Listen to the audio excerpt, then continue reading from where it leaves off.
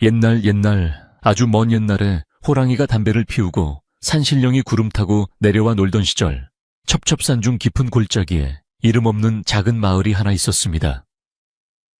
그 마을에서도 가장 기와가 번듯하고 담장이 높은 집이 있었으니 바로 김진사 댁이라고 불리는 곳이었습니다. 김진사 댁은 논과 밭이 끝이 보이지 않을 정도로 많아 마을 사람들의 절반 이상이 그 집 소작을 부쳐 먹고 산다고 해도 과언이 아니었지만 그 재물에 비해 인심은 흉년이라. 마을 사람들은 뒤에서 김진사를 두고 구두소의 영감이라며 혀를 차곤 했습니다. 가을 거디가 끝나고 찬바람이 문풍지를 울리기 시작할 무렵 마을은 풍성한 수확으로 넉넉해야 했지만 김진사 댁의 곶감만 불룩해질 뿐 소작인들의 주머니는 가벼워 한숨소리가 끊이지 않았습니다. 이 으리으리한 김진사 댁에는 구준이를 도맡아 하는 연화라는 아이가 살고 있었는데 본래 부모가 누구인지도 모른 채 아주 어릴 적 대문 앞에 버려진 것을 김진사가 거두어 들인 아이였습니다. 거두어 주었다고는 하나 자식처럼 키운 것이 아니라 부려먹기 위해 데려온 것이나 다름없었기에 연화는 말을 배우기 시작할 때부터 걸레를 손에 쥐었고 밥숟가락을 들 힘이 생기자마자 부엌 아궁이 앞에 앉아야 했습니다. 그럼에도 불구하고 연화는 타고난 심성이 비단결처럼 곱고 말과 힘든 일을 하면서도 불평 한마디 없이 늘 생글생글 웃는 얼굴이라 마을 사람들은 그런 연화를 보며 하늘이 내린 아이라며 칭찬을 아끼지 않았습니다. 연화의 손길이 닿으면 거칠던 무명옷도 비단처럼 윤이 났고 시들어가던 장독대 옆 봉숭아꽃도 다시 고개를 들 만큼 그녀에게는 따뜻한 기운이 서려 있었습니다. 김진세에게는 눈에 넣어도 아프지 않을 외동딸 옥분이가 있었는데 옥분이는 연화와 동갑이었지만 자라온 환경은 하늘과 땅 차이만큼이나 달랐습니다. 옥분이는 비단 금침 위에서 쌀밥에 고깃국을 먹으며 손에 물 한 방울 묻히지 않고 자라난 반면 연화는 옥분이가 남긴 밥으로 끼니를 때우고 한겨울에도 찬물에 빨래를 하며 손이 부르트도록 일을 해야만 했습니다. 옥분이는 자신의 심기를 조금만 거스르면 연화에게 폐악을 부리기 일쑤였고 김진사의 부인인 안방마님 역시 연화를 식구라기보다는 말귀 알아듣는 소나 돼지 정도로 여기며 모진 구박을 일삼았습니다. 어느 날 아침 마당을 쓸고 있는 연화에게 안방마님이 날카로운 목소리로 소리쳤습니다. 예, 연화야, 너는 빗질을 하는 거냐, 마당에 그림을 그리는 거냐, 먼지가 풀풀 날려서 내 귀한 옷에 다 묻지 않느냐. 밥값을 하려거든 좀 야무지게 움직여라. 연화는 익숙한 꾸중이라 대꾸도 하지 않고 그저 죄송합니다 마님, 더 조심히 쓸겠습니다 하며 허리를 깊숙이 숙였습니다. 그러던 어느 날 평소 같으면 사랑방에서 헛기침을 하며 소작인들의 장부를 들여다보고 있을 김진사가 며칠째 방 밖으로 나오지도 않고 깊은 한숨만 내쉬고 있었습니다. 안방마님은 영감이 어디 편찮은가 싶어 탕약을 다려들고 사랑방 문을 열었는데 방 안가득 자욱한 담배 연기 속에 김진사가 수심이 가득한 얼굴로 앉아 있었습니다. 영감 무슨 일이 있으시기에 며칠째 식사도 제대로 안 하시고 땅이 꺼져라 한숨만 쉬십니까? 곡간에 쥐라도 들었습니까? 아니면 논두렁이 무너지기라도 했습니까? 부인의 물음에 김진사는 곤방대를 탁탁 털며 무겁게 입을 열었습니다. 부인 내 말 잘 들으시오. 실은 내가 젊은 시절 한양에서 공부할 때 둘도 없는 친구가 하나 있었소. 이 진사라고 글재주가 뛰어나고 성품이 대쪽 같은 친구였지. 김진사는 먼 산을 바라보던 허공을 응시하며 묵혀두었던 이야기를 꺼내기 시작했는데 그 이야기는 듣는 사람의 간담을 서늘하게 할 만한 것이었습니다. 그 친구와 내가 술잔을 기울이며 굳게 약조한 것이 하나 있어. 훗날 우리가 자식을 낳으면 사돈을 맺자고 말이오. 내 딸과 그 친구의 아들을 혼인시키기로 철석같이 약속하고 증표로 옷가락지 반쪽씩을 나누어 가졌단 말이오. 부인은 그제야 김진사의 근심을 눈치채고 눈을 동그랗게 뜨며 물었습니다. 아니, 그런 중대사를 왜 이제야 말씀하십니까? 그 대기 한양에서 떵떵거리는 세도가라면 우리 옥분이에게도 좋은 혼처가 아닙니까? 하지만 김진사는 고개를 절레절레 흔들며 더욱 깊은 한숨을 토해냈습니다. 그게 그렇지가 않소. 들리는 소문에 의하면 이 진사댁이 영모에 휘말려 멸문지화를 당하고 집안이 풍비박산이 났다고 하오. 부인은 깜짝 놀라 들고 있던 약사발을 떨어뜨릴 뻔했습니다. 뭐라고요? 멸문지화라니요. 그럼 그 집안이 망했다는 말씀입니까? 김진사는 침통한 표정으로 고개를 끄덕였습니다. 그렇소. 이 진사 내외는 화병으로 세상을 뜨고 간신히 목숨을 부지한 아들 하나가 있다고 하는데 집도 절도 없이 거지가 되어 팔도를 떠돌아다닌다는 소문이 파다하오셔. 그런데 그 아들이 약조를 지키겠다고 며칠 내로 우리 집을 찾아온다는 기별이 왔단 말이오. 이 말을 들은 부인은 그만 바닥에 주저앉으며 아이고 소리를 질렀습니다. 아이고 이게 무슨 날벼락입니까? 금지옥엽 키운 우리 옥분이를 거지놈한테 시집 보내란 말입니까? 영감 제정신이세요. 절대 안 됩니다. 내 눈에 흙이 들어가기 전에는 절대로 안 돼요. 부인의 비명 섞인 울음소리가 사랑방 문풍지를 찢을 듯 울려 퍼졌습니다. 김진사 역시 답답하게는 마찬가지였습니다. 사대부의 체면을 중시하는 그에게 친구와의 약조는 천금과도 같은 것이었지만 현실을 생각하면 끔찍하기 짝이 없었습니다. 나라고 보내고 싶어서 이러는 줄 아쉬워하지만 선비가 한번 뱉은 말을 주워 담을 수도 없고 더구나 혼인 약조는 하늘이 맺어준 인연이라 함부로 깼다가는 집안의 우환이 들끓을 것이오. 또 마을 사람들 입방에 오르내리면 내 체면이 뭐가 되겠소. 김진사는 이러지도 저러지도 못하는 진퇴양난의 상황에 머리를 싸매고 괴로워했습니다. 거짓골을 한 사위가 들어온다면 가문의 수치요, 약조를 어긴다면 신에 없는 인간으로 낙인 찍힐 터였습니다. 그 시각 부엌에서 저녁밥을 짓던 연화는 안채에서 들려오는 고함 소리에 깜짝 놀라 솥뚜껑을 닫는 것도 잊은 채 귀를 기울였습니다. 마님의 통곡 소리와 대감마님의 탄식 소리가 심상치 않았기 때문입니다. 연화는 그저 주인 댁에 안 좋은 일이 생겼나 보다 걱정하며 부직갱이로 아궁이 속의 불씨를 뒤적거렸습니다. 타오르는 불꽃을 바라보며 연화는 자신의 처지를 생각했습니다. 나는 언제쯤 따뜻한 가정을 꾸리고 오순도순 살 수 있을까? 옥분 아기 씨는 좋은 곳으로 시집가서 행복하게 살겠지. 나는 그저 평생 이 집 부엌 귀신으로 살다 죽을 운명인가 봐. 연화의 눈가에 맺힌 물기가 불빛에 반짝였습니다. 그녀는 자신의 운명이 곧 거대한 소용돌이에 휘말리게 될 줄은 꿈에도 모른 채 그저 주인의 안위만을 걱정하는 착한 아이였습니다. 밤이 깊어지자 마을은 쥐죽은 듯 고요해졌지만 김진사댁 안방의 불은 꺼질 줄을 몰랐습니다. 부인은 머리에 흰 띠를 두르고 드러누워 끙끙 앓는 소리를 냈고 옥분이는 영문도 모른 채 어머니 옆에서 징징거렸습니다. 어머니, 왜 그러세요? 아버지가 뭐라고 하셨기에 이러세요? 부인은 딸의 손을 꼭 잡으며 눈물을 글썽였습니다. 내 새끼, 불쌍한 내 새끼. 네 아버지가 노망이 드셨지.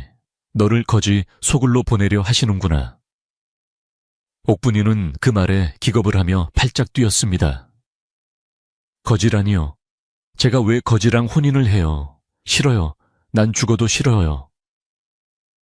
옥분이가 악을 쓰며 울기 시작하자 집안은 그야말로 초상집 분위기가 되었습니다. 김진사는 사랑방 문을 열고 나와 밤하늘을 올려다보았습니다. 휘영청 밝은 달이 야속하게도 김진사의 찌푸린 얼굴을 비추고 있었습니다. 그는 마당을 서성이며 생각에 잠겼습니다. 이 일을 어찌하면 좋단 말인가. 20년 전의 약속이 내 발목을 잡는구나. 그 아이가 멀쩡하게 자랐다면 얼마나 좋았을까. 하필이면 거지가 되어 나타난단 말이냐. 김진사의 발걸음 소리가 마른 낙엽을 밟으며 바스락거렸습니다. 담장 너머에서 부엉이 우는 소리가 처량하게 들려와 김진사의 마음을 더욱 심란하게 만들었습니다. 그는 마을 입구 정자나무 아래까지 걸어 나갔다가 다시 집으로 돌아오기를 수차례 반복했습니다. 한편 마을 우물가에는 벌써부터 김진사 댁의 소문이 아름아름 퍼지기 시작했습니다. 낮에 빨래터에서 아낙네들이 모여 수군거리던 이야기가 밤바람을 타고 집집마다 스며들었습니다. 그거 들었어 김진사 댁에 거지가 사위로 들어온다며. 아이고 말도 마. 옛날에 정혼한 사이라는데 집안이 쫄딱 망해서 거지가 되었대. 김진사 양반 속이 숯검정이 되었겠구먼. 그 욕심 많은 양반이 금지옥엽 딸을 거지한테 주겠어. 마을 사람들은 고소해하기도 하고 걱정하기도 하며 김진사 댁의 경사를 흥미로운 구경거리로 삼았습니다. 이런 소문은 바람보다 빨리 퍼지는 법이라 내일 아침이면 온 마을 사람들이 이 이야기를 안주 삼아 떠들 것이 분명했습니다. 김진사가 다시 사랑방으로 들어오자 부인이 벌떡 일어나 앉으며 도끼 서린 눈으로 김진사를 노려보았습니다. 영감나에게 좋은 생각이 떠올랐습니다.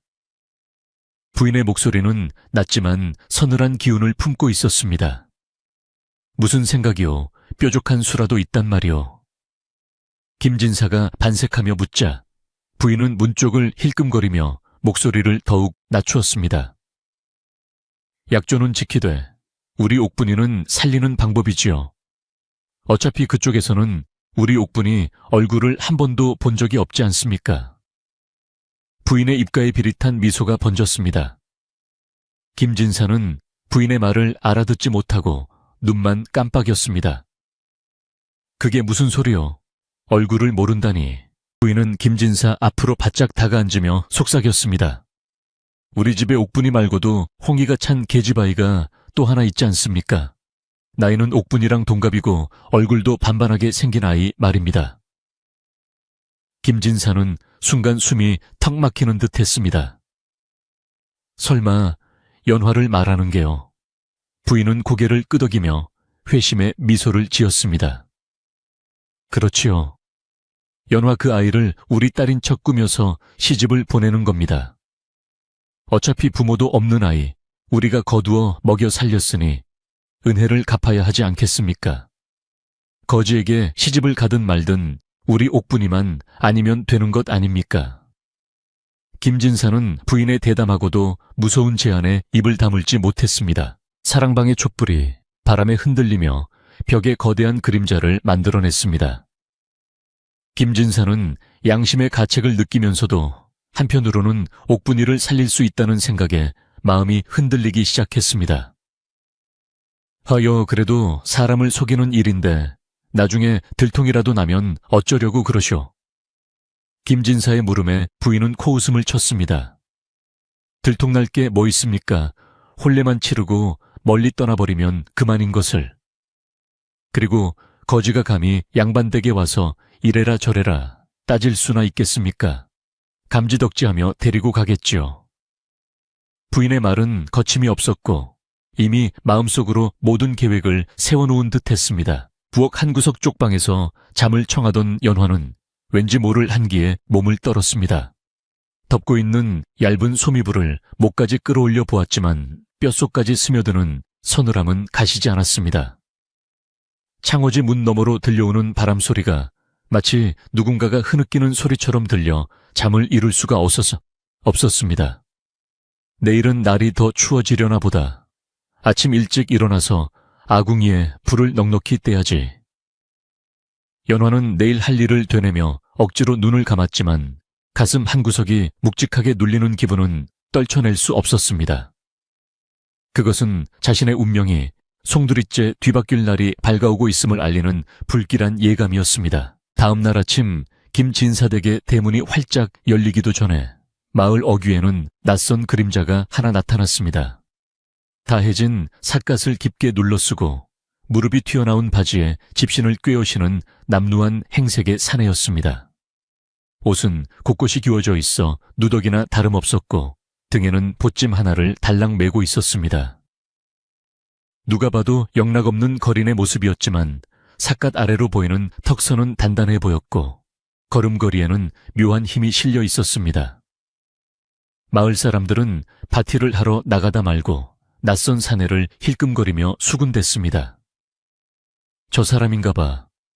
김진사 댁 사위가 된다는 그 거지 양반. 세상에 꼴이 말이 아니네.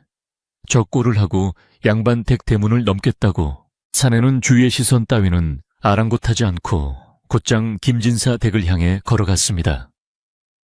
그의 눈길이 김진사 댁의 소술 때문에 머물렀습니다. 웅장한 기와집은 위엄을 뽐내고 있었지만 사내의 눈에는 그 화려함 속에 감추어진 탐욕의 기운이 보이는 듯 했습니다.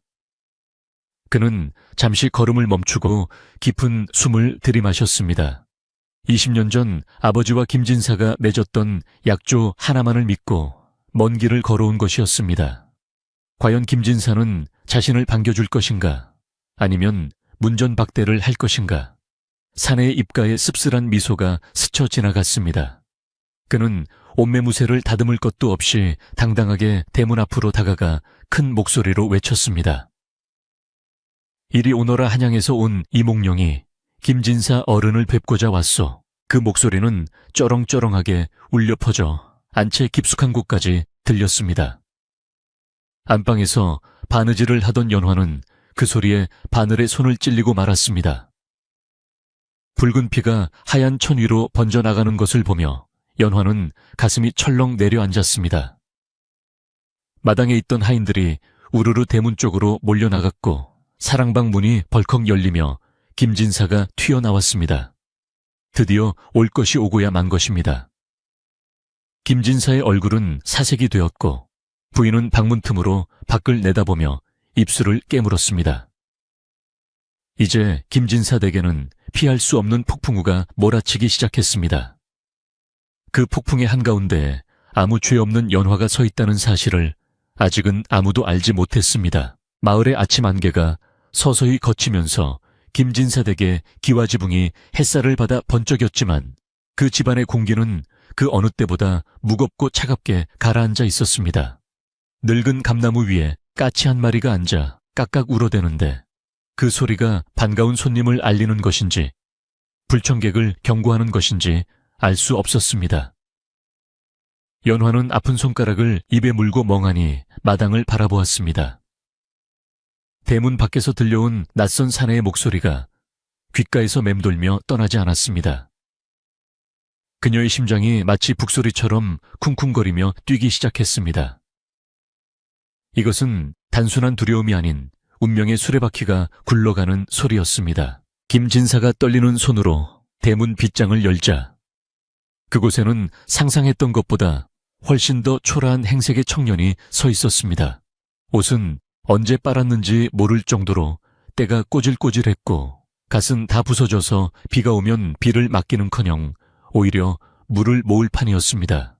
하지만 그 청년 이몽룡은 김진사를 보자마자 허리를 꼿꼿이 세우고 당당하게 읍을 하며 인사를 올렸습니다. 장인어른 그간 강령하셨습니까? 소생 아버님의 유언을 받들어 늦게나마 이렇게 찾아뵈었습니다. 그의 목소리는 맑고 또렷했으나 김진사의 귀에는 마치 마른 하늘에 날벼락이 떨어지는 소리처럼 들렸습니다. 김진사는 차마 그를 안으로 들이지도 못하고 문지방을 사이에 둔 채 멍하니 바라만 보았습니다. 냄새나는 거린이나 다름없는 그가 사위라니. 김진사는 눈앞이 캄캄해져 헛기침만 영업부 해댈 뿐이었습니다. 어색한 침묵 끝에 김진사는 마지못해 길을 터주며 이몽룡을 사랑방으로 안내했습니다. 마당을 가로지르는 동안 하인들은 일손을 놓고 입을 떡 벌린 채 구경하기 바빴고 안차의 문틈으로 이 광경을 지켜보던 부인은 기가 막혀 가슴을 치고 있었습니다. 사랑방에 마주 앉은 김진사는 혹시나 하는 마음에 물었습니다. 자네가 정말 이 진사의 아들이 맞는가? 혹 증표라도 가지고 왔는가? 그러자 몽룡은 품속 깊은 곳에서 낡은 주머니 하나를 꺼내어 조심스럽게 풀어 헤쳤습니다. 그 안에는 반으로 쪼개진 옷가락지 한쪽이 들어 있었는데 그것은 김진사가 가지고 있던 나머지 반쪽과 정확히 들어맞는 것이었습니다. 더 이상 의심할 여지가 없는 명백한 증거 앞에 김진사는 어깨를 축 늘어뜨리며 긴 한숨을 내쉬었습니다. 이몽룡은 김진사의 냉담한 반응에도 아랑곳하지 않고 방을 휘둘러 보며 말했습니다. 집안이 참으로 번창하셨습니다. 아버님께서 생전에 김진사 댁 이야기를 자주 하셨는데 과연 명불허전이군요. 몽룡의 태도는 비굴함이 없이 여유로웠지만 김진사의 눈에는 그저 뻔뻔한 거지의 허세로만 보일 뿐이었습니다. 김진사는 대충 얼버무리며 자리를 피하고 싶었습니다. 먼 길 오느라 고생이 많았겠네. 일단 여독을 풀게나. 김진사는 황급히 사랑방을 빠져나와 안채로 도망치듯 달려갔습니다. 그의 등 뒤로 몽룡의 의미심장한 미소가 스쳐 지나갔지만 당황한 김진사는 그것을 볼 겨를이 없었습니다. 안방으로 들어온 김진사는 부인과 마주 앉아 머리를 맞대고 대책을 논의했습니다. 부인은 길길이 날뛰며 목소리를 높였습니다. 보셨죠? 제 말이 맞지 않습니까? 저런 거지. 꼴을 한 놈에게 우리 옥분이를 어떻게 줍니까? 동네 창피해서 얼굴도 못 들고 다닐 겁니다. 김진사 역시 난감하기는 마찬가지였습니다. 하지만 증표가 딱 들어맞는데 어쩌겠소. 약조를 어기면 관의 고발이라도 당할 판이오. 부인은 눈을 번뜩이며 김진사의 소매를 잡아당겼습니다. 그러니까 제 말대로 하세요. 연화를 시키면 됩니다. 저놈이 우리 옥분이를 본 적이 없으니 연화에게 고운 옷 입혀 내보내면 감쪽같이 속을 겁니다. 연화 그 아이도 양반 댁 자제와 혼인하는 것이니 손해볼 것 없지 않습니까? 부인의 끈질긴 설득에 김진사의 마음도 서서히 기울기 시작했습니다. 양심 따위는 집안의 체면과 딸의 안위 앞에서 힘을 잃었습니다. 하긴 연화가 웬만한 양반집 규수보다 인물이 낮긴 하지. 그리고 저 친구도 거지 신세에 처자식 굶기지 않으려면 생활력이 강한 여자가 필요할 게야. 김진사는 스스로 합리화를 하며 고개를 끄덕였습니다. 부인은 즉시 밖을 향해 소리쳤습니다. 연화야, 연화 일이 좀 들어오너라. 부엌에서 일하던 연화는 갑작스러운 호출에 젖은 손을 앞침에 닦으며 안방으로 들어왔습니다. 영문도 모른 채 다소곳이 앉아있는 연화에게 부인은 세상에서 가장 인자한 표정을 지어 보이며 말을 꺼냈습니다. 연화야, 너는 우리 집에서 일한 지 얼마나 되었느냐? 부인의 부드러운 목소리에 연화는 의아해하며 대답했습니다. 6살 무렵부터였으니 벌써 10년이 훌쩍 넘었습니다, 마님. 부인은 고개를 끄덕이며 연화의 손을 덥석 잡았습니다. 그래, 그동안 고생이 많았다. 내 너를 친딸처럼 여기며 지켜보고 있었느니라. 그래서 말인데 이제 너도 혼인을 하여 가정을 꾸려야 하지 않겠느냐. 마침 한양에서 좋은 신랑감이 왔기에 내 너를 그분과 짝지어 주려 한다. 연화는 믿기지 않는 이야기에 눈을 크게 떴습니다. 마님, 제가 감히 어떻게... 그리고 그분은 아기씨와 정혼한 분이 아니신지요. 부인은 짐짓 슬픈 표정을 지으며 거짓 눈물을 찍어냈습니다. 실은 점쟁이가 그러는데 우리 옥분이가 올해 혼인을 하면 신랑이 급사할 운세라지 뭐냐.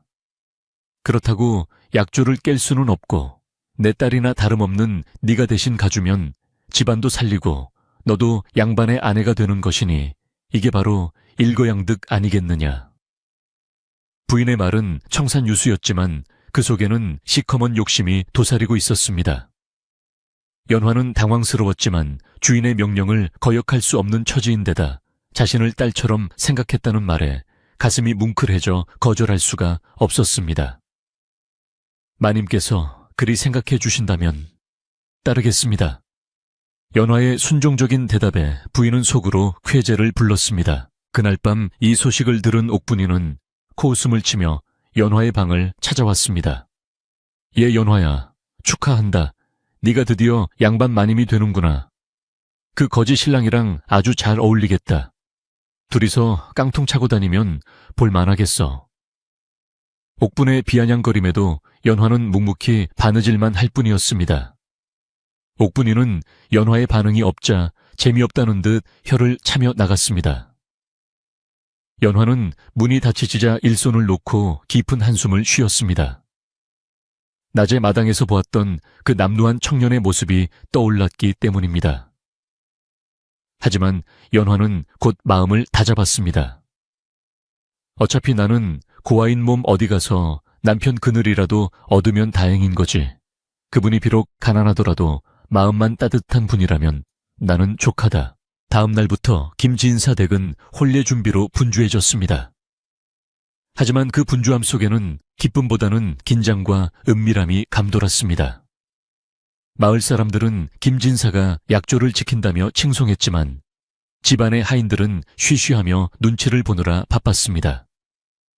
이때 김진사 댁에서 평생을 일해온 늙은 유모가 부인을 찾아와 조심스럽게 말을 꺼냈습니다. 마님, 제가 주제넘은 말인 줄 아우나 한 말씀 올리겠습니다. 사람의 눈은 속여도 하늘의 눈은 속일 수 없는 법입니다. 그 청년 행색은 초라하나 눈빛이 예사롭지 않습니다. 함부로 대했다가는 큰 화를 입을까 두렵습니다. 지금이라도 늦지 않았으니 정도를 거르시는 게 어떠신지요? 유모의 진심 어린 충고의 부인은 얼굴을 붉히며 버럭 화를 냈습니다. 네가 노망이 들었구나. 어디서 감히 주인 하는 일에 이래라 저래라 참견이냐. 쥐 죽은 듯이 있지 않으면 당장 내쫓을 테니 썩 물러가라. 유모는 안타까운 마음에 혀를 차며 물러날 수밖에 없었습니다. 허허 콩 심은 데 콩 나고 팥 심은 데 팥 나는 법인데 악을 심어 무엇을 거두시려고 저러시는지. 유모의 탄식은 부인의 귀에 닿지 않고 허공으로 흩어졌습니다. 탐욕에 눈이 먼 자에게는 진실의 소리가 들리지 않는 법이었습니다. 부인은 유모의 말을 무시하고 혼례 준비를 더욱 서둘렀습니다. 사랑방에 머물고 있는 이몽룡에게는 푸대접이 이어졌습니다. 끼니 때마다 올라오는 상은 하인들이 먹는 것보다 못하여 쉰 밥에 간장종지 하나가 전부였습니다. 방군불도 제대로 떼지 않아 냉골이나 다름없었습니다. 하지만 몽룡은 불평 한마디 없이 밥을 비우고 차가운 방에서 책을 읽으며 시간을 보냈습니다. 가끔 마당에 나와 서성일 때면 하인들이 수군거리는 소리가 들렸지만 그는 그저 허허 웃으며 넘길 뿐이었습니다. 그의 태연한 모습에 하인들도 점차 의아해하기 시작했습니다. 저 양반 보통 내기가 아닌가 봐. 저런 대접을 받고도 화 한 번 안 내네. 그러게 말이야. 속이 없는 건지 아니면 뭔가 믿는 구석이 있는 건지 원. 드디어 혼례 전날 밤이 되었습니다. 부인은 연화를 불러다 놓고 옥분이가 입던 옷까지 몇 벌을 던져주었습니다. 이거 입고 단장해라. 내일이면 네가 이 집 딸이니라. 실수해서 들키지 않도록 입조심하고 신랑이 묻거든 그저 수줍은 척 고개만 숙이고 있거라. 연화는 낡았지만 고운 비단옷을 받아들고 눈시울을 붉혔습니다. 난생 처음 입어보는 비단옷이 기쁘기도 했지만 거짓으로 꾸며진 혼례라는 사실이 가슴을 짓눌렀기 때문입니다. 연화는 옷을 가슴에 품고 자신의 방으로 돌아와 촛불 아래서 조용히 기도를 올렸습니다. 부디 이 거짓말이 그분에게 큰 상처가 되지 않게 해주세요. 제가 평생 속죄하며 모시고 살겠습니다. 한편 사랑방의 이몽룡은 잠을 이루지 못하고 툇마루에 나와 앉아 달을 쳐다보고 있었습니다. 그의 눈빛은 낮의 허술한 모습과는 달리 매섭고 차갑게 빛나고 있었습니다. 그는 품속에서 마패를 꺼내어 달빛에 비추어 보았습니다. 낡은 노소에 조각에 새겨진 말 그림자가 서늘하게 빛났습니다. 김진사 자네가 내 아버님과의 신의를 저버리고 기만하려 드는구나. 내일이면 모든 진실이 밝혀질 테니 오늘 밤은 부디 단잠을 주무시게. 몽룡의 입가에 쓴웃음이 번졌습니다. 그는 이미 집안 돌아가는 꼴을 꿰뚫어 보고 있었고 연화라는 하녀가 대신 시집 온다는 사실조차 눈치채고 있었던 것입니다. 마을은 내일 있을 잔치 기대감에 들떠 있었지만 김진사 댁의 공기는 폭풍전야처럼 고요하고 위태로웠습니다. 옥분이는 자신의 방에서 킬킬거리며 연화의 흉을 보았고 부인은 혹여나 계획이 틀어질까봐 밤새 뒤척였습니다. 김진사는 양심의 가책과 불안함에 술병을 끼고 앉아 홀짝거렸습니다. 이게 다 옥분이를 위해서야. 어쩔 수 없는 일이야. 김진사는 술기운을 빌려 스스로를 위로했지만 가슴 한구석의 돌덩이는 더욱 무거워질 뿐이었습니다. 오직 연화만이 정한수 한 그릇 떠놓고 달을 향해 절을 하며 다가올 운명을 담담히 받아들일 준비를 하고 있었습니다. 날이 밝아오자 닭 울음소리가 마을의 정적을 깼습니다. 김진사 댁 대문에는 청사초롱이 내걸렸고 마당에는 멍석이 깔렸습니다. 하지만 잔치 음식이라기에는 너무나 조촐한 상차림이 마련되었습니다. 거지한테 시집가는데 상다리 부러지게 차려서 못하냐는 부인의 지시 때문이었습니다. 마을 사람들은 웅성거리며 마당으로 모여들었습니다. 아니, 김진사 댁 잔치치고는 너무 소박하지 않나. 사위가 가난하니 격식을 낮춘 모양이네. 사람들의 수군거림 속에 신랑 이몽룡이 사무관대를 쓰고 등장했습니다. 낡은 옷 위에 빌려 입은 관복이 헐렁했지만 그의 걸음걸이는 왕후장상. 못지않게 위엄이 서려 있어 보는 이들을 놀라게 했습니다. 신부 연화는 옥분의 옷을 입고 연지곤지를 찍은 채 수줍게 마당으로 나왔습니다.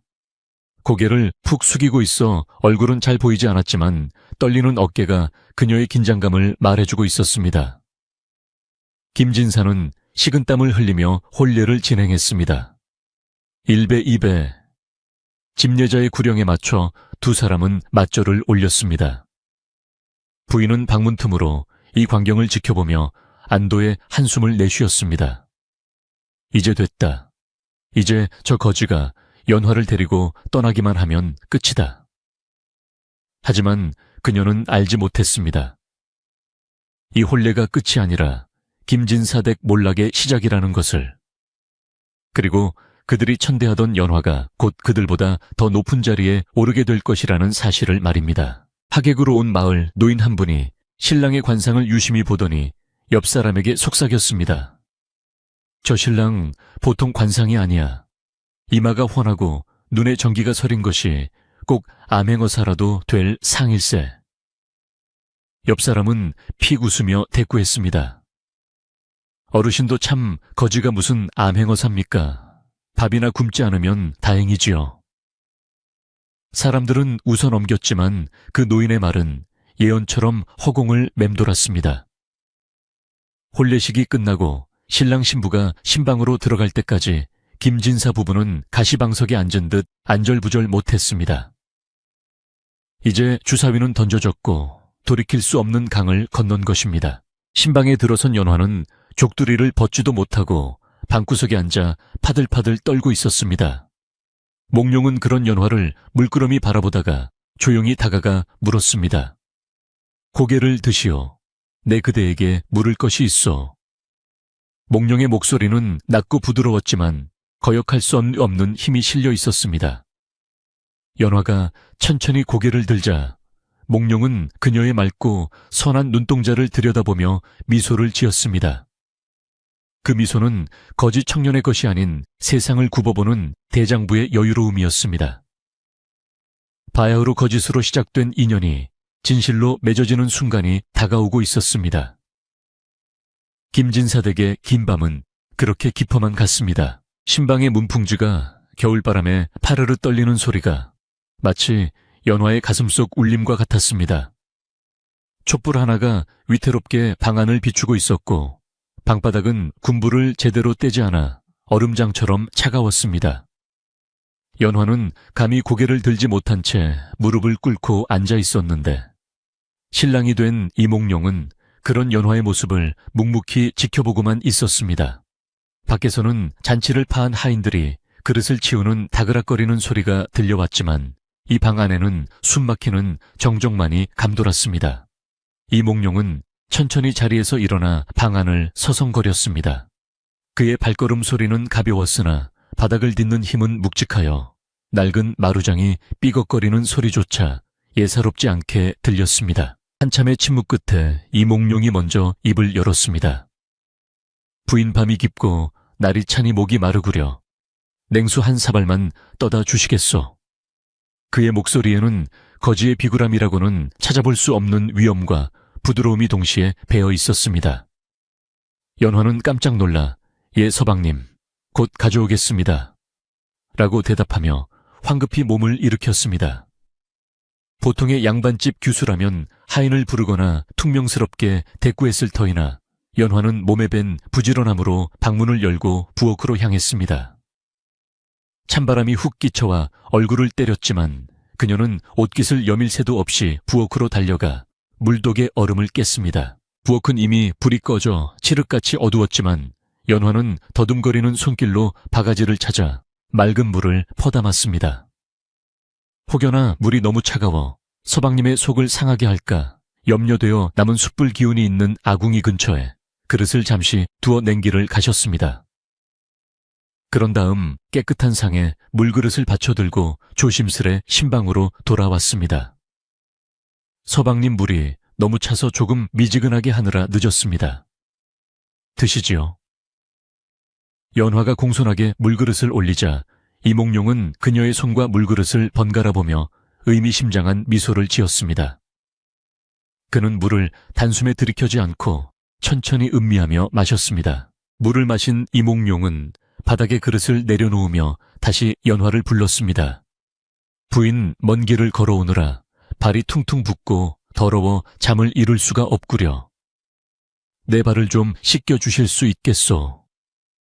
이는 갓 시집온 양반집 규수에게는 모욕이 될 수도 있는 요구였으나 연화는 주저함 없이 대답했습니다. 그리하겠습니다, 서방님. 연화는 다시 밖으로 나가 대야의 따뜻한 물을 받아오고 깨끗한 수건까지 챙겨 들어왔습니다. 그녀는 몽룡의 앞에 무릎을 꿇고 그의 헌집신을 벗겨내었습니다. 드러난 발은 흙투성이에 굳은 살이 박여 있었지만 발등은 높고 발목은 단단하여 귀한 태가 났습니다. 연화는 자신의 고운 옷소매가 젖는 것도 아랑곳하지 않고 정성스럽게 몽룡의 발을 씻기기 시작했습니다.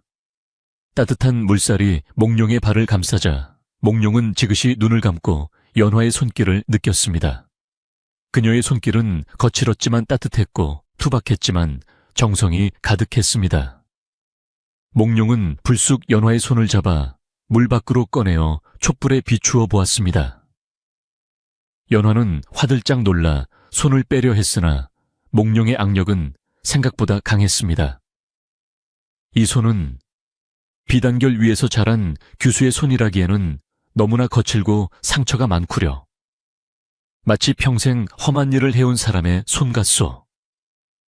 몽룡의 날카로운 지적에 연화의 심장이 덜컥 내려앉았습니다. 연화는 더 이상 숨길 수 없음을 직감하고 바닥에 엎드려 흐느꼈습니다. 서방님, 죽을 죄를 지었습니다. 저는 사실 이 댁의 딸인 옥분 아기씨가 아니라 어릴 적부터 이 집에서 꾸준히 일을 도맡아 해온 몸종 연화라고 합니다. 주인어른의 명을 거역할 수 없어 감히 아기씨 행세를 하였습니다. 저를 벌하여 주시옵소서. 연화의 고백은 떨리고 있었지만 진실했습니다. 그녀는 거짓으로 시작된 관계가 두려웠지만 자신의 지아비가 될 사람을 끝까지 속이고 싶지는 않았던 것입니다. 방 안에는 연화의 울음소리와 타닥거리는 촛불소리만이 울려 퍼졌습니다. 하지만 이몽룡의 반응은 뜻밖이었습니다. 그는 화를 내거나 소리를 지르는 대신 허허롭게 웃으며 연화의 어깨를 감싸 안아 일으켜 세웠습니다. 울지 마시오. 나는 이미 알고 있었소. 김진사가 약조를 어기고 나를 속이려 한다는 것을 짐작하지 못한 바 아니오. 허나 이것이 오히려 전화위복이 될 줄 누가 알았겠소. 교만하고 사치스러운 규수보다 마음씨 곱고 진실한 그대를 아내로 맞이하게 되었으니 나는 오히려 하늘에 감사할 뿐이오. 몽룡의 따뜻한 위로에 연화는 눈을 동그랗게 뜨고 그를 바라보았습니다. 거지라고만 생각했던 남편에게서 태산과 같은 듬직함이 느껴졌습니다. 이 몽룡은 방 한구석에 놓인 낡은 탁자를 가리키며 말했습니다. 부인 저기에 지필묵이 있으면 좀 내어주시겠소. 내 오늘 밤의 감흥을 글로 남기지 않고는 배길 수가 없구려. 연화는 의아했습니다. 그를 모르는 거지라고 생각했는데 지필묵을 찾다니요. 하지만 그녀는 군말 없이 안방에서 몰래 가져다 두었던 벼루와 붓을 꺼내어 먹을 갈았습니다. 먹 향기가 방 안에 은은하게 퍼지자 몽룡은 붓을 들어 종이 위에 일필휘지로 글을 써 내려갔습니다. 그의 분놀림은 마치 용이 춤을 추듯 힘차고 유려하여 보는 사람의 넋을 잃게 만들 정도였습니다. 그 시각 옥분이는 어머니와 함께 문 밖에서 귀를 쫑긋 세우고 엿듣고 있었습니다. 어머니 안에서 무슨 소리가 들리지 않아요. 둘이 싸우는 것 같기도 하고 우는 것 같기도 한데. 옥분의 말에 부인은 킬킬거리며 입을 가렸습니다. 오죽하겠느냐. 거지 신랑의 하녀 신분이 서로 신세 한탄이나 하고 있겠지. 꼴 좋다. 우리 옥분이는 저런 고생 안 해서 얼마나 다행이냐. 모녀는 연화가 겪고 있을 고초를 상상하며 즐거워했습니다. 방 안의 냉기가 뼛속까지 스며들 것이라 생각하니 자신들의 따뜻한 아랫목이 더욱 포근하게 느껴졌습니다. 그들은 자신들의 머리 위로 떨어질 날벼락은 꿈에도 모른 채 남의 불행을 비웃고 있었습니다. 방 안에서 이몽룡은 완성된 시를 소리내어 읊조렸습니다. 진흙 속에 묻힌 옥이 스스로 빛을 내니 누가 이를 도리라 하겠는가. 겉은 남루하나 속은 비단결 같으니 내 어찌 이를 귀하게 여기지 않으리요. 그의 목소리는 낭랑하고 기품이 넘쳐 마치 과거 급제한 선비가 임금 앞에서 글을 읽는 듯 했습니다. 그를 모르는 연화였지만 그 소리의 울림만으로도 그 뜻이 자신을 귀하게 여긴다는 것임을 알 수 있었습니다. 연화는 감격하여 눈물을 흘리며 몽룡에게 절을 올렸습니다. 서방님, 비천한 저를 이토록 아껴주시니 몸둘 바를 모르겠습니다. 평생 서방님을 하늘처럼 받들고 살겠습니다. 몽룡은 붓을 내려놓고 연화의 손을 꼭 잡았습니다. 부인날이 밝으면 우리는 이곳을 떠나야 하오. 하지만 떠나기 전에 보여줄 것이 있어. 내 비록 지금은 거지의 탈을 쓰고 있으나 세상 일이란 겉모습만 보고 판단할 수 없는 법이오. 김진사 내외가 나를 괄시하고 그대를 천대하였으나 그 대가는 반드시 치르게 될 것이오. 몽룡의 눈빛에서 서슬퍼런 광채가 뿜어져 나왔습니다. 연화는 두려움과 경외심이 뒤섞인 감정으로 남편을 바라보았습니다. 그는 더 이상 동네 아이들이 돌을 던지던 거지가 아니었습니다. 세상을 호령할 영웅의 기백이 그 허름한 옷 속에 감춰져 있었던 것입니다. 밤이 깊어가고 새벽달기 울 때가 가까워오자 김진사 댁의 안개는 더욱 짙어졌습니다. 김진사는 사랑방에서 술에 취해 잠이 들었으나 꿈자리가 사나워 식은땀을 흘리며 뒤척였습니다. 꿈속에서 조상님들이 나타나 그에게 손가락질을 하며 호통을 치는가 하면 집안의 기둥이 우르르 무너져 내리는 흉몽을 꾸었던 것입니다. 그는 으악 하고 소리를 지르며 잠에서 깼으나 주위는 여전히 어둡고 조용했습니다.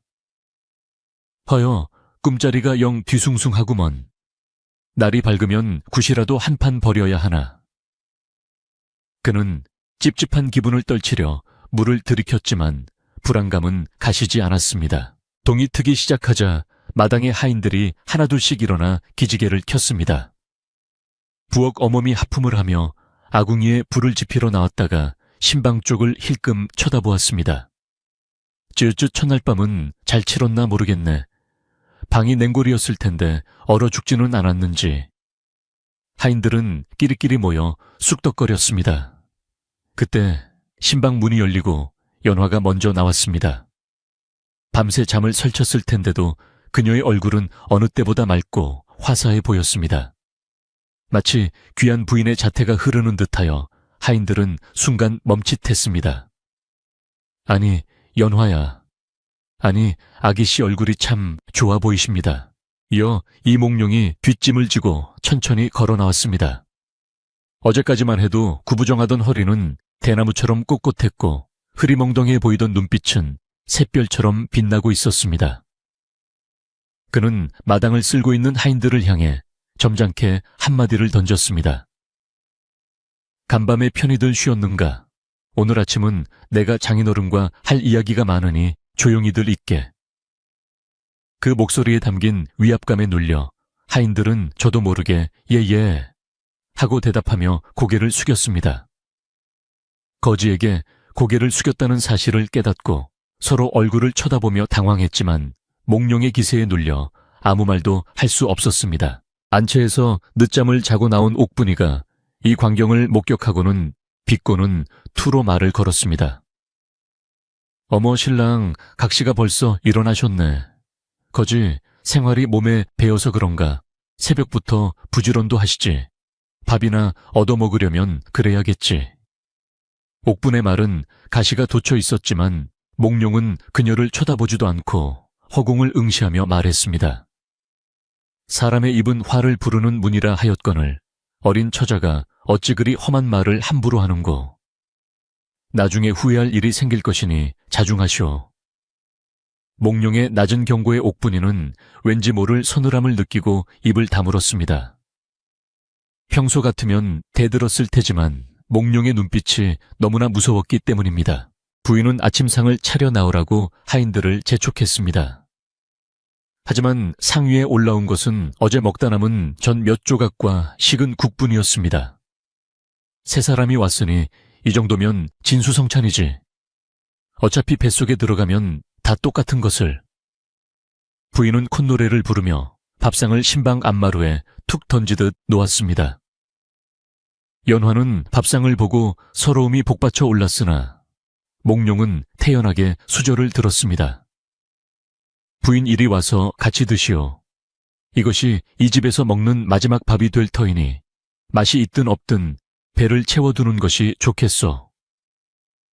몽룡의 마지막이라는 단어에 뼈가 있는 듯 했습니다. 김진사가 부스스한 얼굴로 나오자 몽룡은 자리에서 일어나 정중히 그러나 뼈 있는 인사를 건넸습니다. 장인어른 간밤에 평안하셨습니까? 소생 비록 가진 것 없는 몸으로 왔으나 어른의 극진한 대접은 평생 잊지 못할 것입니다. 이제 날이 밝았으니 제가 누구인지 그리고 이 혼인이 무엇을 의미하는지 똑똑히 보여드릴 때가 된 것 같습니다. 김진사는 몽룡의 당당한 태도에 기가 죽어 눈을 피하며 더듬거렸습니다. 아 그래, 뭐 잘 잤으면 됐네. 갈 길 바쁠 텐데 어서 밥 먹고 떠날 채비를 하게. 김진사는 얼른 이들을 쫓아내고 싶은 마음뿐이었습니다. 그때였습니다. 마을 어귀 저 멀리서 흙먼지가 일기 시작했습니다. 처음에는 작은 점처럼 보였으나 점차 깃발이 휘날리고 말발굽 소리가 지면을 울리며 다가오는 것이 느껴졌습니다. 둥둥둥 북소리가 산골짜기를 울리고 나팔 소리가 아침 공기를 갈랐습니다. 마을 사람들은 놀라서 밭일을 멈추고 길가로 뛰어나왔습니다. 이게 무슨 소리야? 관군이 오나 봐. 세상에 저 깃발 좀 봐. 임금님이 보내신 암행어사 출두가 아닌가. 사람들의 외침이 파도처럼 마을을 휩쓸고 지나갔습니다. 김진사 댁마당에도 그 소리가 들려왔습니다. 김진사는 밥숟가락을 떨어뜨리며 벌벌 떨었습니다. 아니 이게 무슨 병고란 말이냐. 관군이 왜 이 상골 마을에. 부인은 사색이 되어 옥분이를 끌어안았습니다. 오직 이몽룡만이 그 소리를 기다렸다는 듯 입가에 옅은 미소를 띠고 있었습니다.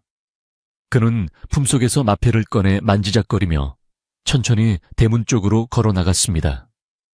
그의 등 뒤로 아침 햇살이 비치며 거대한 그림자가 김진사 댁을 덮쳤습니다. 바야흐로 거짓과 탐욕의 껍데기가 벗겨지고 진실의 심판이 내려질 시간이 다가온 것입니다. 연화는 떨리는 손으로 가슴을 움켜쥐었습니다. 남편의 등 뒤에서 후광이 비치는 듯 했습니다. 그녀는 본능적으로 알았습니다. 자신의 남편은 평범한 거지가 아니며 이제 이 집안에 엄청난 회오리 바람이 몰아칠 것임을. 하지만 이상하게도 두렵지는 않았습니다. 그 회오리 바람이 자신을 지켜줄 것이라는 믿음이 생겼기 때문입니다. 말발굽 소리는 점점 더 커져 마침내 김진사댁 대문 앞까지 당도했습니다. 이리 오너라, 암행어사 행차시다 우렁찬 외침이 김진사의 고막을 때렸습니다. 암행어사 출두야. 천지를 뒤흔드는 듯한 고함 소리와 함께 굳게 닫혀있던 김진사댁의 대문이 활짝 열렸습니다.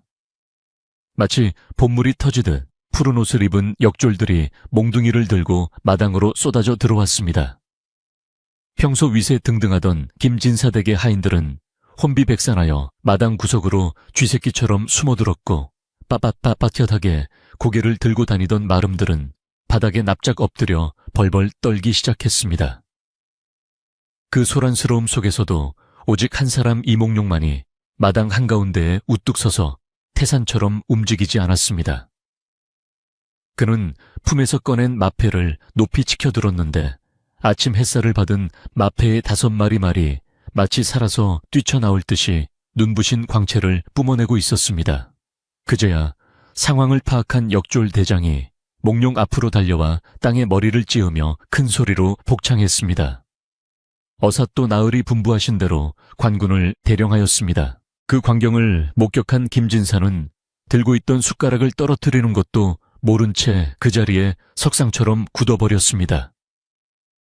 입은 떡 벌어졌으나 목소리가 나오지 않아 뻐끔거릴 뿐이었고 눈동자는 지진이 난 듯 심하게 흔들렸습니다.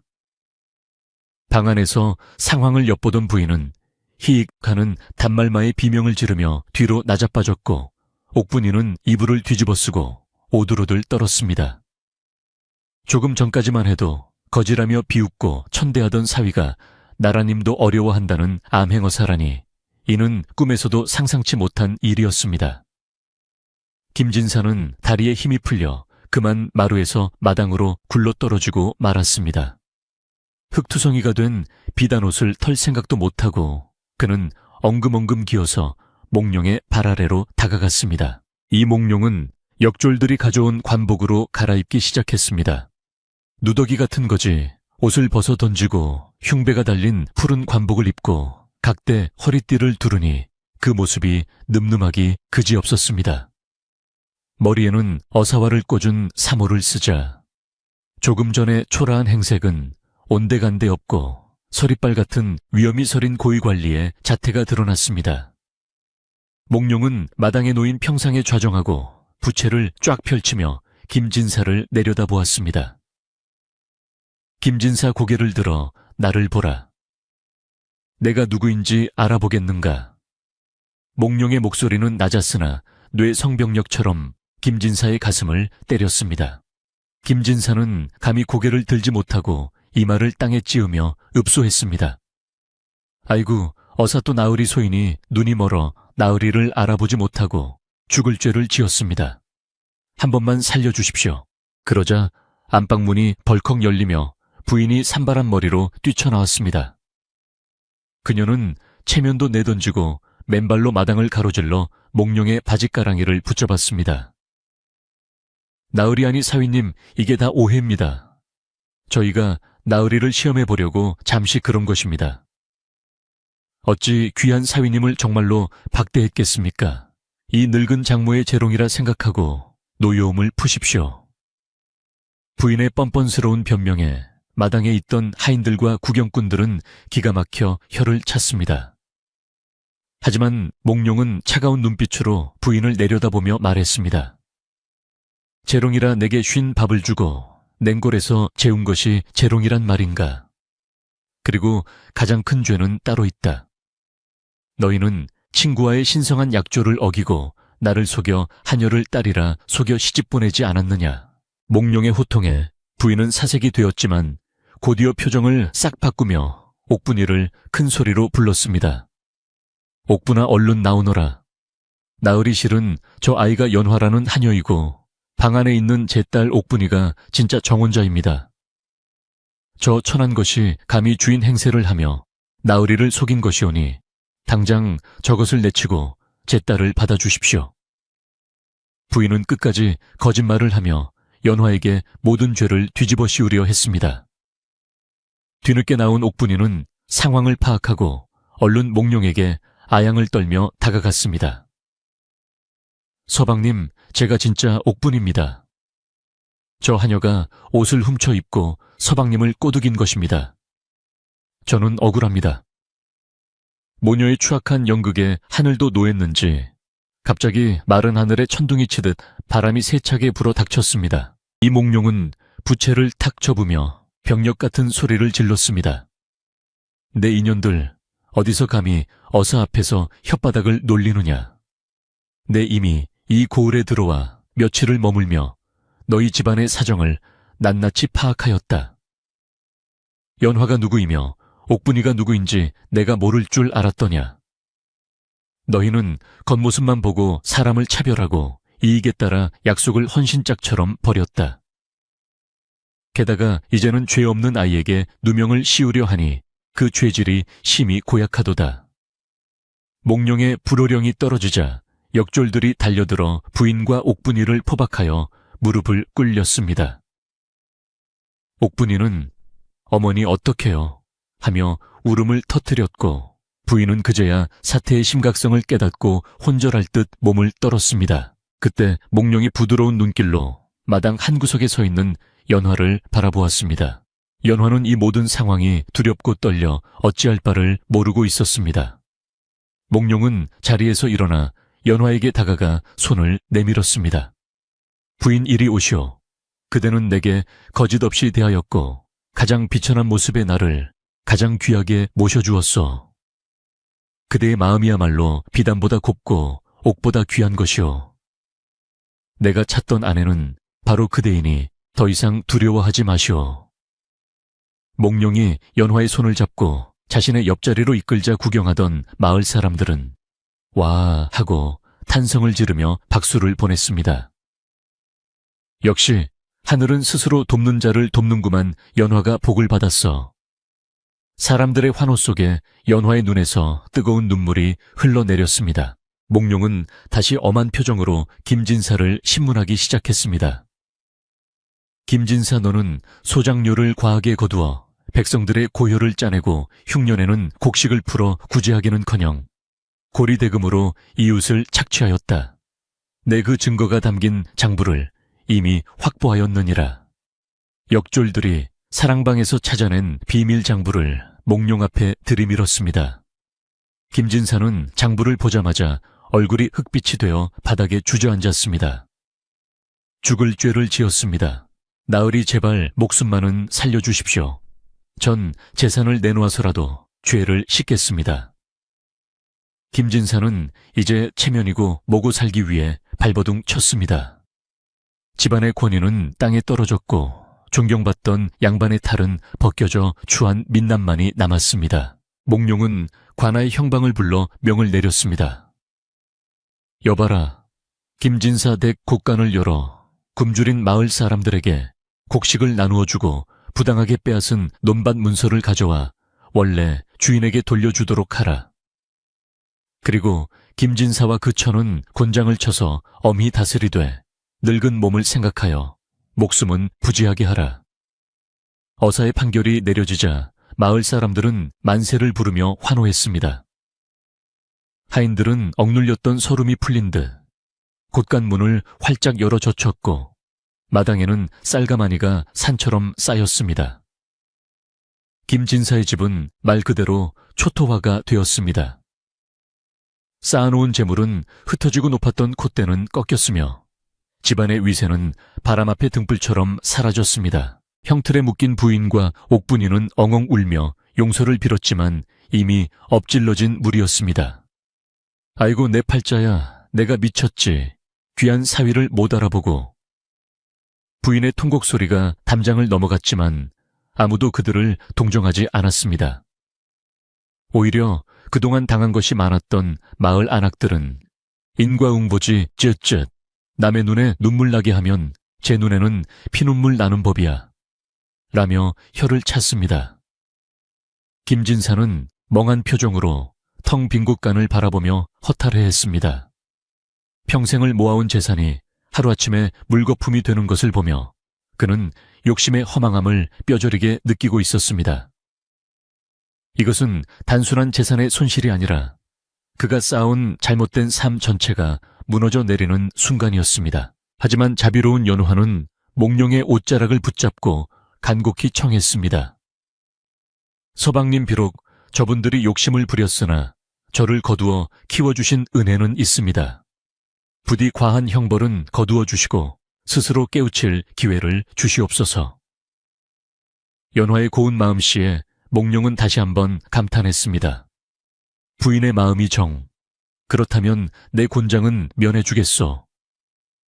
허나 죄지은 자가 부끄러움을 모르면 짐승과 같으니 김진사 내외는 오늘부터 대문 밖 출입을 금하고 집안에서 근신하며 참회하도록 하라. 몽룡에 관대하면서도 엄한 처분에 김진사 부부는 감격하여 연화에게 절을 했습니다. 고맙다 연화야. 네가 우리를 살렸구나. 그들의 사과는 늦었지만 처음으로 진심이 담겨 있었습니다. 토란이 잦아들고 해가 중천에 뜨자 마을 잔치가 벌어졌습니다.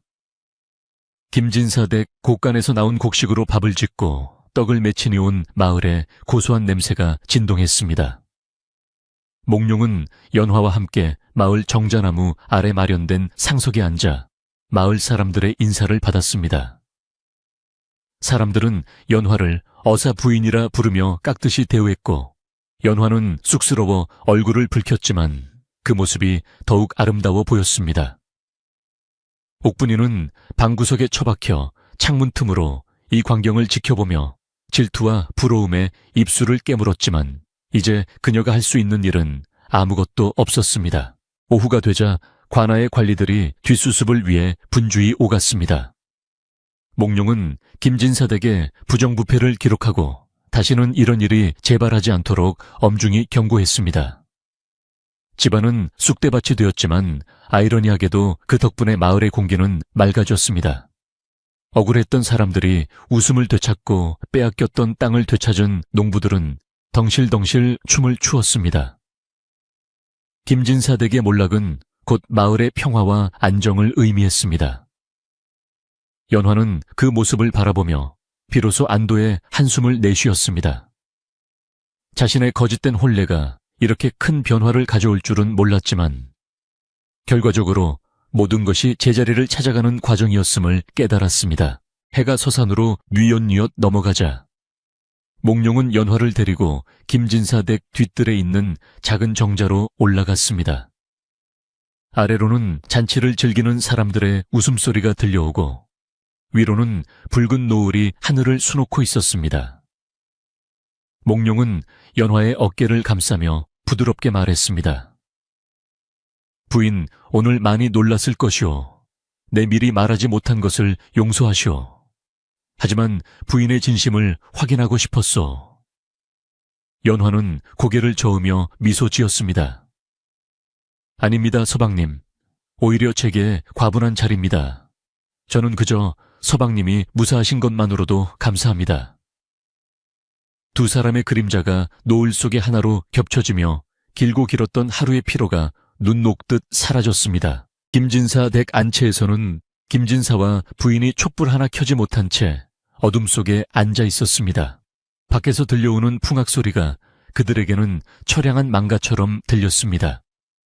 부인은 꺼이꺼이 울다가 지쳐 잠이 들었고 김진사는 빈 술잔만 만지작거렸습니다.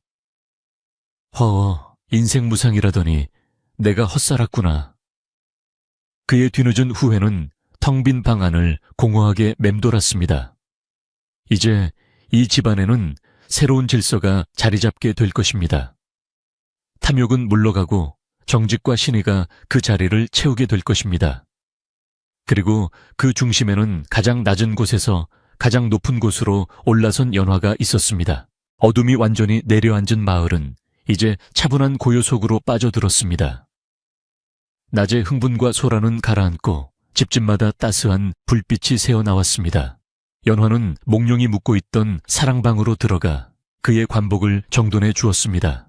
이제 그녀는 더 이상 부엌대기 하녀가 아니라 한 사람의 지아비를 섬기는 아내이자 존경받는 부인으로서의 삶을 시작하게 된 것입니다. 몽룡은 그런 연화를 사랑스러운 눈길로 바라보며 내일 한양으로 떠날 채비를 이야기했습니다. 날이 밝으면 우리는 이곳을 떠나 한양으로 갈 것이오. 그곳에서 새로운 삶을 시작합시다. 연화는 설렘과 기대로 가슴이 벅차올랐습니다. 밤바람이 대나무 숲을 스치며 사각사각 소리를 내었습니다. 마치 예시야기를 속삭이는 듯한 그 소리는 김진사 댁의 담장을 넘어 멀리 퍼져나갔습니다. 마을 사람들은 오늘 있었던 일을 두고두고 이야기하며 착하게 살면 복을 받고 욕심을 부리면 화를 입는다는 교훈을 되새길 것입니다. 김진사 댁의 화려했던 시절은 가고 이제는 전설처럼 전해질 이야기만이 남았습니다. 하지만 연화에게는 전설이 아닌 현실의 행복이 기다리고 있었습니다. 그녀의 앞날에 펼쳐질 꽃길을 축복하듯 밤하늘의 별들이 유난히 총총하게 빛나는 밤이었습니다. 이튿날 아침 산골 마을의 공기는 어제와 사뭇 다르게 맑고 청명했습니다. 밤새 내린 이슬이 기와지붕 위에서 영롱하게 빛나고 있었고 동쪽 하늘에서는 붉은 태양이 힘차게 솟아올라 김진사 댁 마당을 환하게 비추었습니다. 어제까지 그토록 소란스러웠던 마당은 이제 엄숙하면서도 활기찬 기운으로 가득 찼습니다. 관에서 파견된 역졸들이 떠날 채비를 서두르며 분주히 움직였고 마을 사람들은 이른 아침부터 대문 밖으로 모여들어 어사또 부부의 떠나는 모습을 지켜보려 목을 빼고 기다리고 있었습니다. 그들의 얼굴에는 경외심과 함께 착한 연화가 복을 받아 떠난다는 사실에 대한 기쁨이 서려 있었습니다. 연화는 안채 깊숙한 곳에서 몸단장을 마치고 나왔습니다.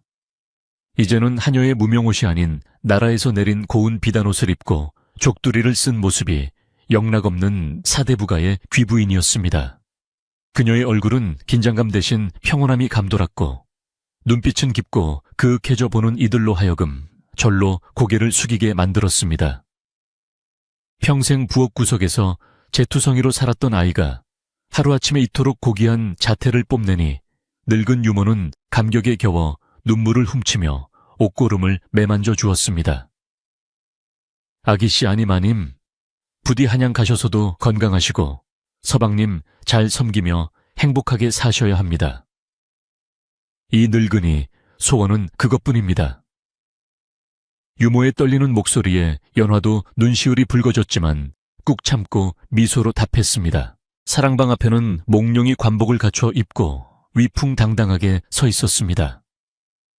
그는 마당에 도열한 하인들과 김진사 가족을 천천히 둘러보았습니다.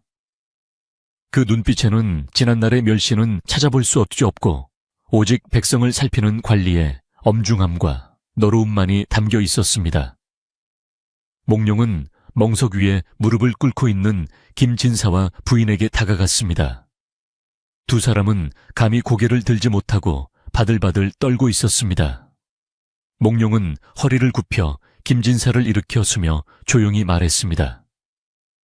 장인어른, 이제 저는 떠납니다.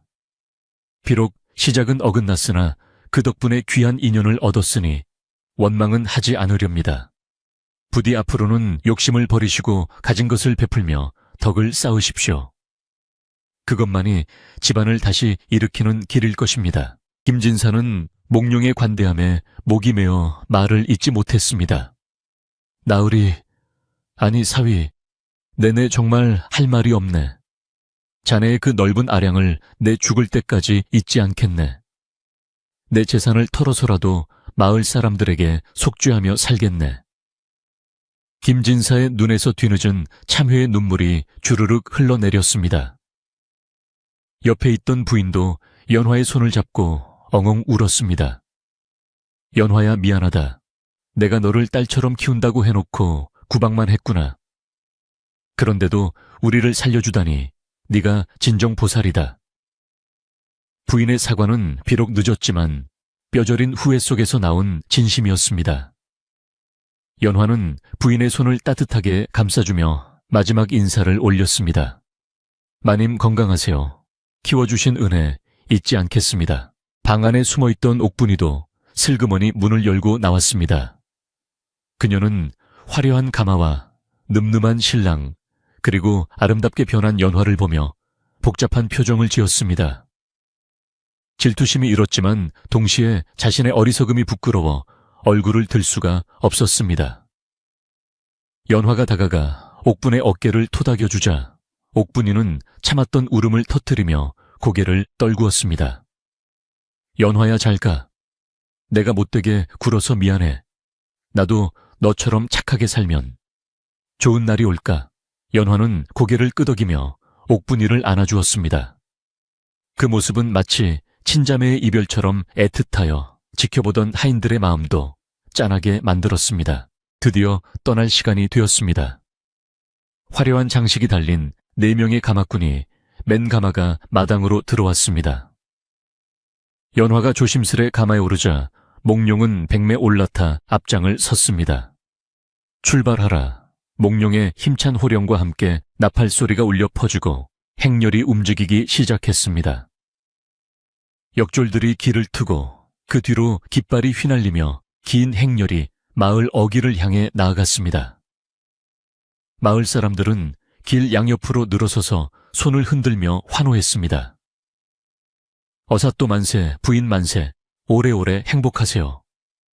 꽃이 피바람에 날려 행렬 위로 흩뿌려지니 그야말로 한 폭의 그림 같은 풍경이었습니다. 가마 안에서 연화는 작은 창문 틈으로 멀어지는 김진사댁과 마을 풍경을 바라보았습니다.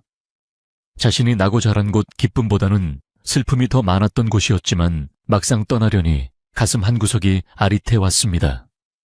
우물가 빨래터 뒷산의 정자나무. 익숙한 풍경들이 하나둘씩 뒤로 밀려나며 추억 속으로 사라져갔습니다. 연화는 눈을 감고 지난 날을 회상하며 이제 새롭게 펼쳐질 자신의 운명을 담담히 받아들였습니다. 덜컹거리는 가마의 흔들림이 마치 요람처럼 편안하게 느껴졌습니다. 몽룡의 든든한 뒷모습이 앞서가고 있었기에 그녀는 두려움 없이 미지의 세상으로 나아갈 수 있었습니다. 행렬이 고개를 넘어 시야에서 사라질 때까지 마을 사람들은 자리를 뜨지 않았습니다. 김진사 내외는 대문 앞에 서서 하염없이 눈물을 흘리며 그들이 사라진 방향을 바라보았습니다. 그들의 뒷모습은 예전의 위풍당당함 대신 쓸쓸함과 초라함이 묻어났지만 그 어깨 위에는 짐을 내려놓은 듯한 가벼움도 함께 느껴졌습니다. 김진사는 소매로 눈물을 닦으며 부인에게 말했습니다. 임자, 우리 이제 욕심 부리지 말고 삽시다. 저 아이들이 부끄럽지 않게 남은 생은 베풀며 삽시다. 부인도 고개를 끄덕이며 남편의 팔을 부축했습니다. 그날 이후 김진사 댁의 대문은 항상 열려 있었고 굶주린 이들이 언제든 들어와 밥을 얻어먹을 수 있게 되었습니다. 계절이 바뀌어 산골 마을에도 매서운 겨울바람이 물러가고 따스한 봄 기운이 찾아왔습니다. 얼어붙었던 가을물이 녹아 졸졸 흐르고 산수유와 진달래가 앞다투어 피어나 마을을 화사하게 수놓았습니다. 김진사 댁의 풍경도 많이 변했습니다. 예전처럼 호화로운 잔치는 없었지만 사랑방에는 마을 노인들이 모여 담소를 나누고 안채에서는 부인과 옥분이가 하인들과 함께 바느질하며 웃음꽃을 피우는 소리가 들려왔습니다. 김진사는 직접 호미를 들고 텃밭을 일구며 땀 흘리는 기쁨을 알게 되었고 소작인들에게는 품삯을 후하게 쳐주어 마을의 인심을 되찾아가고 있었습니다. 사람들은 김진사가 개과천선했다며 칭송했고 마을은 예전보다 훨씬 평화롭고 살기 좋은 곳이 되었습니다. 한편 한양으로 올라간 몽룡과 연화의 소식도 인편을 통해 간간히 들려왔습니다. 몽룡은 조정에서 능력을 인정받아 높은 벼슬에 올랐고 백성들을 위한 정치를 펼쳐 만인의 존경을 받는 관리가 되었다고 했습니다. 연화 역시 특유의 성실함과 지혜로움으로 집안을 잘 다스리고 시댁 어른들을 극진히 모셔 현모양처의 표상이라 칭송받는다는 소문이었습니다. 두 사람 슬에는 토끼 같은 자식들이 태어나 행복한 가정을 꾸렸다는 소식에 마을 사람들은 자기 일처럼 기뻐하며 축복을 빌어주었습니다. 거지 신랑과 하녀 신부의 이야기는 어느새 전설이 되어 마을의 사랑방에서 우물가에서 끊임없이 회자되었습니다. 어느 맑은 날 밤 마을 정자나무 아래 평상의 동네 아이들이 옹기종기 모여 앉았습니다. 하얀 수염을 길게 기른 촌장 어르신이 곰방대를 물고 예시하기 보따리를 풀어놓았습니다. 그래, 그 어사또가 바로 저 윗마을 김진사댁 사위였지. 겉모습은 거짓골을 하고 왔지만 속에는 천하를 품고 있었던 개야. 그리고 그 부인은 또 어떻고 마음씨가 고우니까 하늘이 복을 내려서 하루아침에 귀부인이 된 거란다. 아이들은 눈을 반짝이며 이야기에 귀를 기울였습니다. 할아버지, 그럼 착하게 살면 나도 어사또가 될 수 있어요. 코 흘리게 아이의 질문에 노인은 허허 웃으며 머리를 쓰다듬어 주었습니다. 그럼 되고 말고 마음을 곱게 쓰고 부지런히 살면 누구나 귀한 사람이 되는 법이야. 밤바람이 살랑살랑 불어와 나무짚을 흔들고 풀벌레 소리가 자장가처럼 은은하게 울려 퍼졌습니다. 달빛은 마을 어귀의 돌담을 비추고 집집마다 켜진 호롱불은 따스한 온기를 전하고 있었습니다. 김진사 댁 안방에서도 도란도란 이야기 소리가 들려왔습니다. 여보, 오늘따라 연화 그 아이가 더욱 보고 싶구려. 잘 살고 있겠지? 김진사의 물음에 부인은 미소 지으며 대답했습니다. 그럼요. 그 아이 심성이면 어디 가서든 사랑받고 살 겁니다. 우리가 걱정할 것 없어요. 두 사람은 창문을 열고 서울 하늘을 향해 마음속으로 안부를 전했습니다.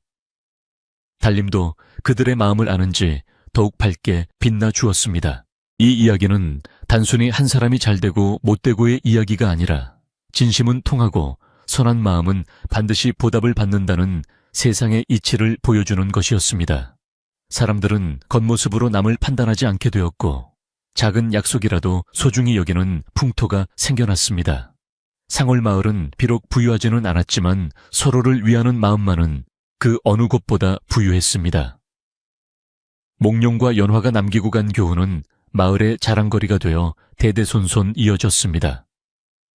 그리고 그들이 살았던 옛집은 어사또가 머물던 곳이라 하여 지나가는 과객들이 한 번씩 들러 쉬어가는 명소가 되었습니다. 시간이 흘러 먼 훗날 연화는 백발이 성성한 노부인이 되어 몽룡과 함께 고향 마을을 다시 찾았다고 합니다.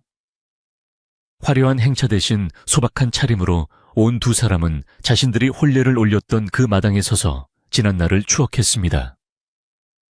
낡은 마루에 걸터앉아 몽룡이 말했습니다. 부인, 그때 내가 거짓골로 왔을 때 나를 따뜻하게 맞아준 그 물 한 그릇의 맛을 나는 평생 잊지 못하오. 연화는 주름진 손으로 남편의 손을 잡으며 웃었습니다. 서방님, 저는 그때 서방님의 당당한 눈빛을 보고 평생을 의지할 분임을 알았습니다. 두 사람의 웃음소리가 낡은 기와집의 담장을 넘어 고즈넉한 상월마을에 울려 퍼졌습니다. 이제 밤이 깊었습니다. 마을의 불빛들도 하나둘씩 꺼지고 세상은 고요한 잠속으로 빠져듭니다. 산새들도 둥지를 찾아 잠들고 가을물 소리만이 정겹게 들려오는 밤입니다. 착한 마음을 가진 여러분도 연화처럼 따뜻하고 행복한 꿈 꾸시기를 바랍니다.